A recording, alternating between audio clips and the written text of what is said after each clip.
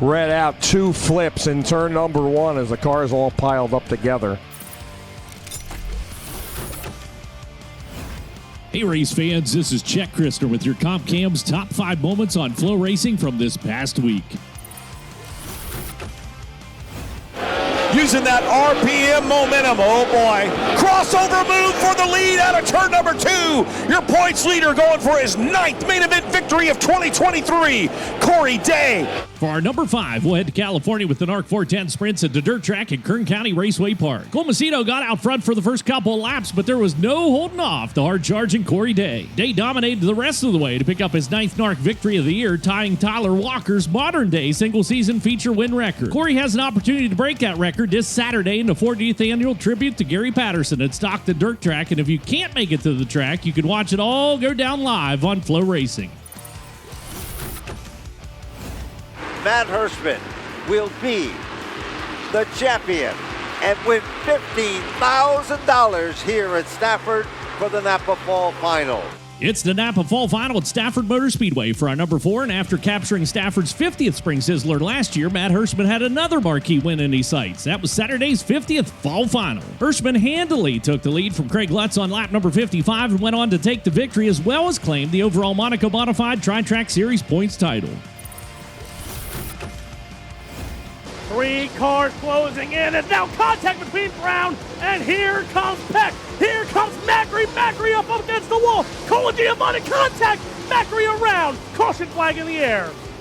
Number 3 happens at Sprinttoberfest at Bridgeport Motorsports Park. Neptune City, New Jersey native Kyle Reinhardt had never won a 410 race in his home state, but he was leading early and holding off the likes of Justin Peck and Anthony Macri. With the leaders working heavy lap traffic, Macri was kicked from the mix on lap number 9. With that, it came down to Reinhardt and perennial contender Danny Dietrich, but Reinhardt held on for a long-awaited feature win in the Garden State. Why they call it the Garden State? I think it's all city. Pushing Matt Hirschman. Oh, trouble on the back straightaway, and Ronnie Silk is in it. Silk goes around midway down the back straightaway.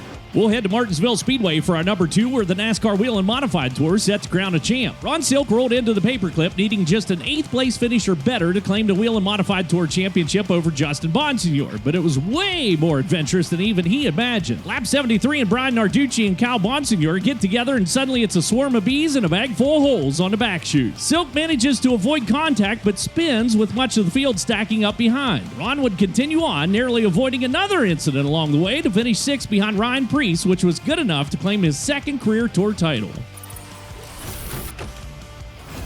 Okay, it started further up the track. Mike Guler got together with another car. He saved it, but then he and Jimmy Horton got together, and then Stengel got into the back of Grasso, and Weiss got into the back of him, and Weiss got one just kept piling into the other, and Indoor number 1 happens at the Short Track Super Series Mid-Atlantic Championship at Georgetown Speedway. Restart on lap 29. Holy crap, do those things fly around that joint. And a red flag comes out. Mike Guler got squirreled up on the front stretch, and it was a cascade of catastrophe with Matt Stengel and John Willman both capsizing into chaos. Willman, who was a low-budget racer, affectionately nicknamed the Ultimate Underdog, returned to the track nearly naked to finish out the remaining 11 laps because you never give up, kids. Meanwhile, it was Danny Buck out front, picking up an elusive first-ever Short Track Super Series win after years of trying. And I'll reiterate, you never give up. Tip the cap to you, Danny.